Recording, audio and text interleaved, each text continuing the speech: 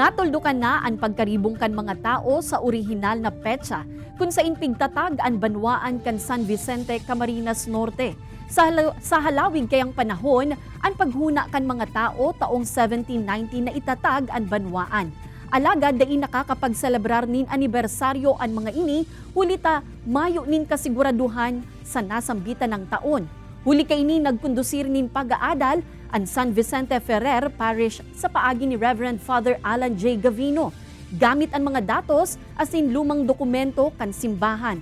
Basado sa sarong lumang dokumento August 20, 1803 na itatag ang banwaan na enot ng inapod na mabunga-bunga na dating parte kan Daet asin Talisay. Huli kay ini ngunyan na taon, opisyal nang pinunan kan lokal na gobyerno ang maggarbong selebrasyon sa paagi kan sarong seremonya, misa asin cultural presentation.